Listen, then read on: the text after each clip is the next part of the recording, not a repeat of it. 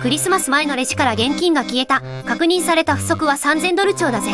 3000ドル超って一度の数え間違いでは済まない金額よね。しかも不足は一晩で生まれたものではないとされるんだぜ。忙しい時期に小さな差額が何度も積み上がったってことね。舞台はウィスコンシン州らシーンの大型小売店ターゲットだ。華やかな売り場の裏でレジ記録だけが異常を残していたのね。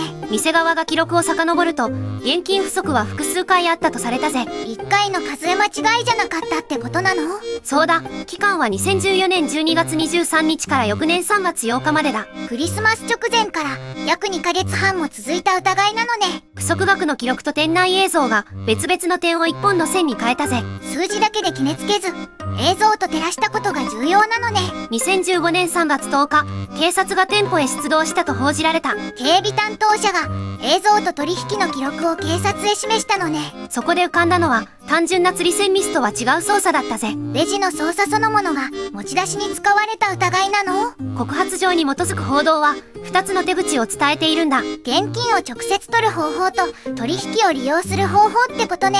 ただしここで本人の心の中を事実のようには語らないぜ。少額なら紛れるという考えも確認された供述ではないのね。それは反復を考えるための一般化した再現上の仮説だ。事実と真偽の推測を混ぜたら事件の見え方が変わるものね。確認済みの数字と日付からまず発覚までを追っていくぜ。小さな差額が同線になったのか順番に確認しようよ。記録の視点とされたのは2014年12月23日だった。1年でも特にレジが混みやすいクリスマス直前で客が多ければ差額も出る。だから一件だけでは断定できない。忙しさによるミスと不正な操作を切り分ける必要があるわ。店側は担当レジや金額を遡り反復の有無を確かめたとされる。同じ場所で何度も不足が出たら偶然とは考えにくくなるね。それでも不足だけで誰かを犯人と決めることはできないぜ。だから店内映像と取引履歴を重ねて確認したのね。監査は印象ではなく日時と操作を結びつける作業なんだ。一つ目は紙幣を折りたたみポケットへ入れたとされる行為だ。100円の釣り銭ではなく紙幣を自分で持ち出した疑いなのね。報道された告発状にはそうした行為が記されている。でも実際の回数や1枚ごとの金額までは補わない方がいいね。その通りだ。確認できない細部を刺激的に作るべきではない。映像にない会話や表情も本当の出来事とは断定できないわ。ここから挟む心の声は反復の構造を示す抽象的な再現だぜ。この程度なら数字に盗まれる。そんな考えが頭をよぎる。今の言葉は本人の供述ではない。確認済み発言と混同するなよ。二つ目は元従業員を客役にしたとされるレジ操作だ。一人で紙幣を取るだけではなく別の人も関わる形なのね。元従業員は商品を持って問題のレジへ来たとされる。商品を台へ置く。ここから先の会話は抽象化した再現だ。妻の会計に見えるよ。商品を一つずつ確認する。再現でも実際に交わした言葉だと受け取らせない配慮がいるね。事実として報じられたのは商品の処理と不自然な入力だぜ。元従業員の容姿や本当の会話は確認できていないのよね。だから人物像は一般化し操作の仕組みだけを見るんだ。レジ係は商品価格より高い金額を入力したとされるぜ。商品代より多い金額を支払いとして入力したってこと？そうだ。その入力上の差額を現金で渡したとされる。商品も持ち出してさらに差額の現金まで渡した疑いなのね。普通の会計に見えても数字の中身は大きく違うわけだ。価格と入力額を比べれば不自然な差が記録に残るよね。レジは現金だけでなく誰が何を入力したかも残す装置だぜ。その履歴が後から映像の場面を特定する手がかりになったのね。人の記憶より時刻付きの記録が先に異常を告げたんだ。店舗警備担当者は同様の取引を映像で3回見たと説明した。一度ではなく3回なら操作の共通点も比べられるわね。同じ相手や似た流れが疑惑を具体化したと考えられる。ただし3回というのは警備担当者が確認した取引の数ね。そうだ。直接持ち出した全回数と同じだとは限らないぜ。数字の意味を混ぜると被害の内訳を誤解してしまうよ。映像の3取引と期間全体の不足額は分けて考えるべきだ。総額3000ドル超が全部同じ手口とも断定できないのね。報道で確認できる範囲を超えて内訳は作らないぜ。内部確認は1日の不足を約2ヶ月半の記録へ広げた。12月23日から3月8日までを一続きに見直したのね。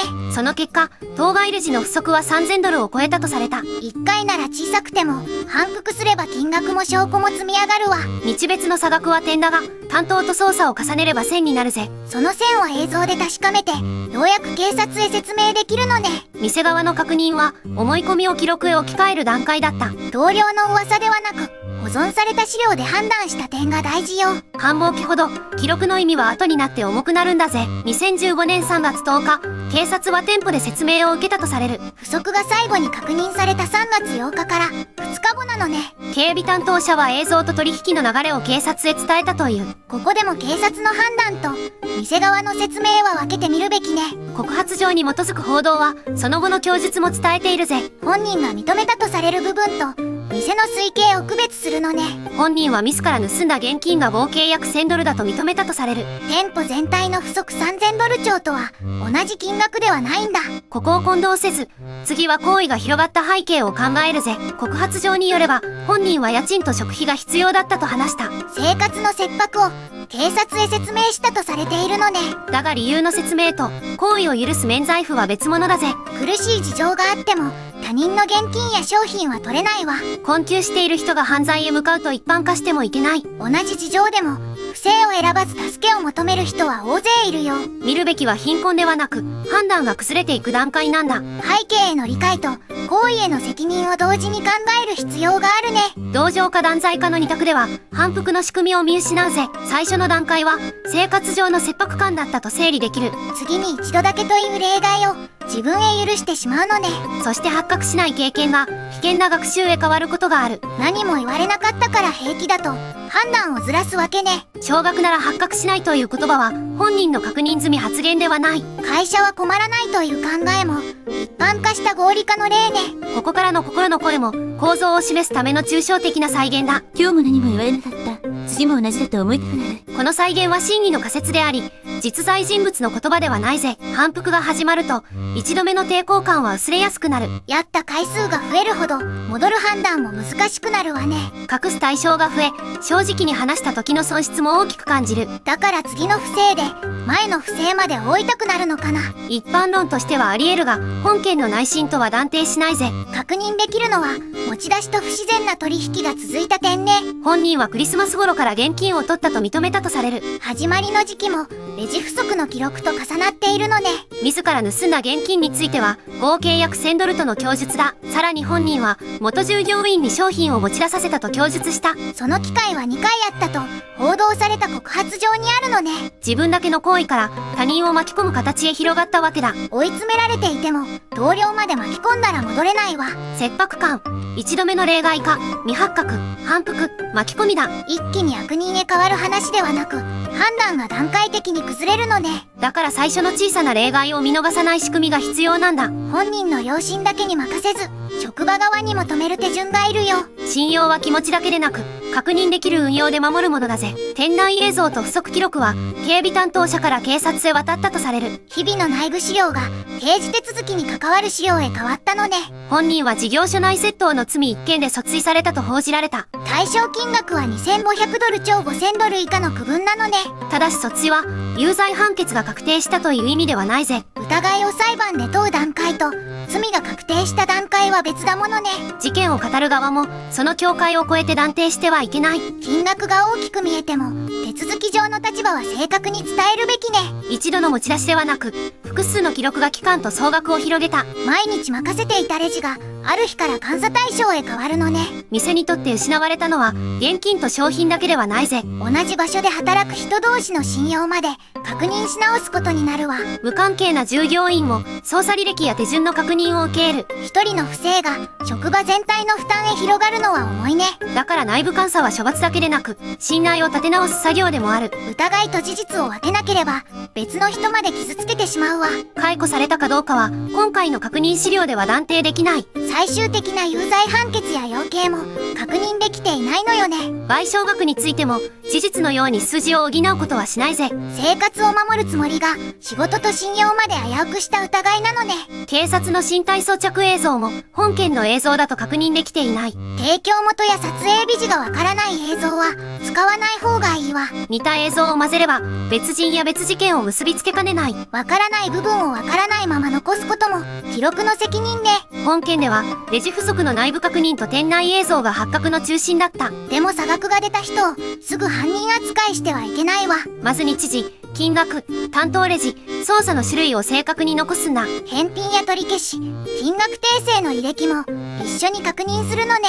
一件の差額ではなく同じ条件で反復しているかを見る。単純な入力ミスなら責める前に手順を直す必要があるよ。不正の疑いがあっても映像を SNS で流すなよ。個人情報や顔を広めたら取り返せない被害になるものね。元データを保全し責任者や監査担当へ正式に引き渡す。必要な場合だけ組織の判断で警察へ相談する流れね。犯人探しの興奮より証拠の正確さを優先するんだぜ。現場で守るべきなのは現金と働く人の両方だよ。一つ目、現金集計と訂正承認を同じ一人へ集中させない。繁忙期でも確認役を分ければミスと不正の両方を抑えられる。二つ目、少額でも日時、金額、担当、操作履歴を共通様式で残す。よくあるミスで終わらせず反復の有無を記録で確かめるんだ。三つ目、疑惑段階の映像を拡散せず元データを保全する。責任者、監査担当、必要なら警察という正式な経路へ渡す。役割の分離、差額の記録、映像の保全、この3つね。監視を増やすだけでなく早く相談できる職場作りもいる。小さな異常を話せるなら大きな連鎖になる前に止められるわ。この動画は公開報道と告発状を整理したものよ。訴追は有罪確定ではないわ。小さな差額を放置すれば次に消えるのは職場の信用だぜ。身近な人は事件を見逃したくない人はチャンネル登録して次の記録も確認してね。